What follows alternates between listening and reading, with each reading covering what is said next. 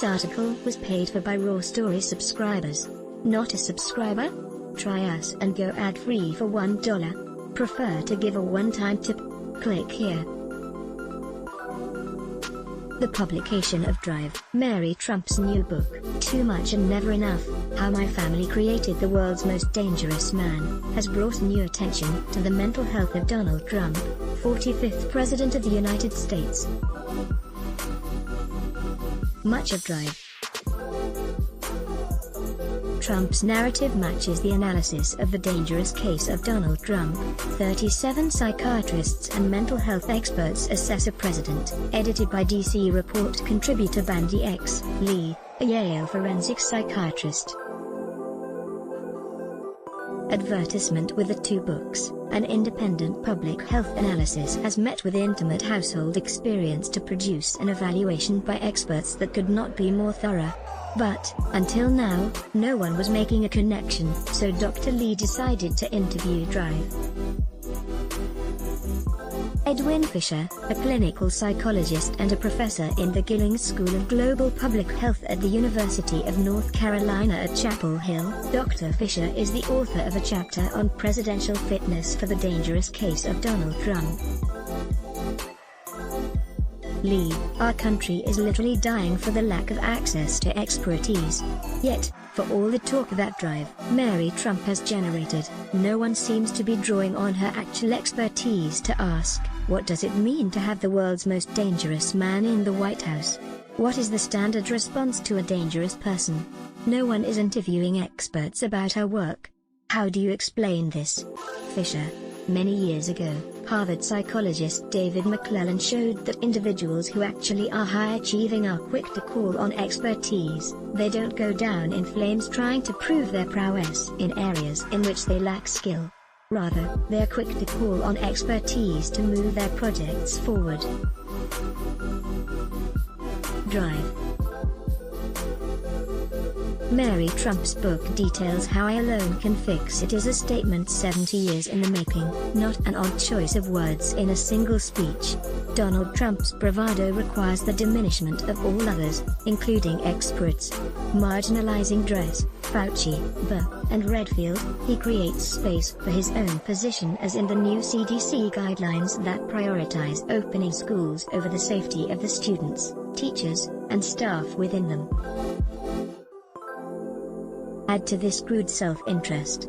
The financial markets and tax cuts have been very good to those with deep pockets to spend on political campaigns.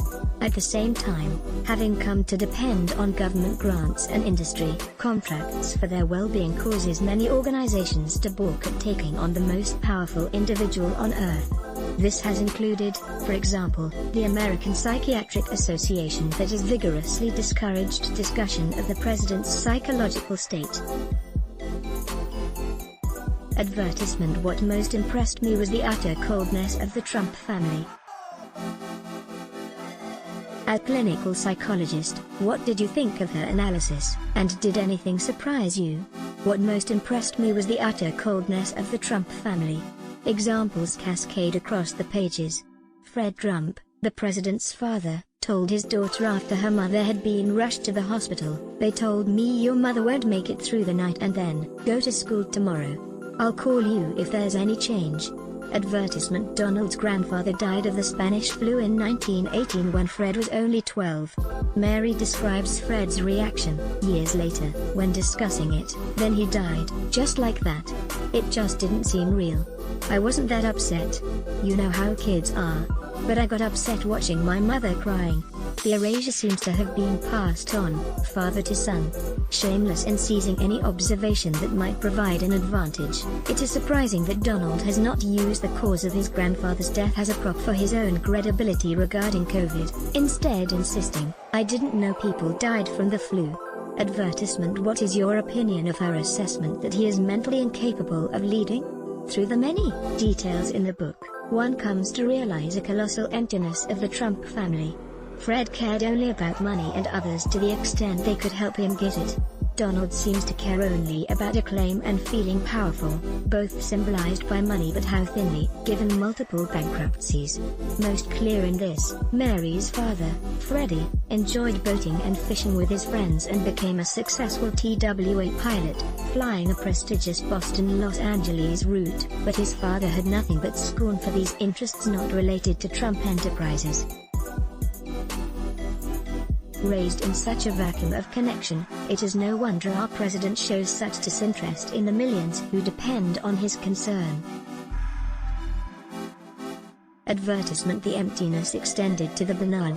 Mary's mother received an expensive handbag from Ivana one year, evidently re-gifted judging by its content, a used Kleenex. Raised in such a vacuum of connection, it is no wonder our president shows such disinterest in the millions who depend on his concern. You were among the first to come forward to say that the president was dangerous, when few laypersons were ready to utter that word. How does it feel to have been so right, and what would you do differently if you could go back? It is an intriguing history, I think, of how our articulating the president's dangerousness influenced the public's perceptions and, perhaps, its actions. My sense was that we said, put a name on what everybody knew. It was apparent in his descent on the escalator to name-call folks from Mexico, in his bragging to a much younger colleague about grabbing women, and in his stalking Hillary Clinton on the stage of one of the presidential debates. We pointed to it and said, yes, this is something, it's real, and it's a problem. There is very little Trump would not do to salvage his bloated but ever so fragile pride. Advertisement: we failed to provoke action strong enough to remove his ability to kill millions, but I suspect the awareness to which we contributed has restricted him in ways we may never know. Perhaps, for example, encouraged by our and many other mental health professionals' work, generals and leaders in the Defense Department were a bit more assertive than they might have been. Perhaps those advising him on foreign policy were a bit more aware of the danger they confronted. What frustrates is the message not conveyed. As much as many recognize the president's dangerousness, most fail to grasp how dangerous this may be changing as, facing realities he cannot bluster away, his flailing becomes more pronounced. Drive. Mary Trump's articulation of the profound emptiness of her uncle tells me there is very little he would not do to salvage his bloated but ever so fragile pride. It is crucial that those who can restrain him act now or be prepared to do so. Not only our democracy, as so many have said, but our lives may depend on it. This article was paid for by Raw Story subscribers. Not a subscriber? Try us and go ad-free for $1. Prefer to give a one-time tip? Click here. Enjoy good journalism? Then let us make a small request. The COVID crisis has cut advertising rates in half, and we need your help. Like you, we here at Raw Story believe in the power of progressive journalism. Raw Story readers power David K. Johnston's DC report, which we've expanded to keep watch in Washington. We've exposed billionaire tax evasion and uncovered White House efforts to poison our water. We've revealed financial scams that prey on veterans, and legal efforts to harm workers exploited by abusive bosses. And unlike other news outlets, we've decided to make our original content free. But we need your support to do what we do. Raw Story is independent, unbinged from corporate overlords. We fight to ensure no one is forgotten. We need your support in this difficult time. Every reader contribution, whatever the amount, makes a tremendous difference. Invest with us. Make a one-time contribution to Raw Story Investigates, or click here to become a subscriber. Thank you. Click to donate by check. Value Raw Story? Then let us make a small request. The COVID crisis has cut advertising rates in half, and we need your help. Like you, we believe in the power of progressive journalism, and we're investing in investigative reporting as other publications give it the axe. Raw Story readers power David K. Johnston's DC report, which we've expanded to keep watch in Washington. We've exposed billionaire tax evasion and uncovered White House efforts to poison our water. We've revealed financial scams that prey on veterans, and efforts to harm workers exploited by abusive bosses. We need your support to do what we do. Raw Story is independent. You won't find mainstream media bias here. Every reader contribution, whatever the amount, makes a tremendous difference. Invest with us in the future.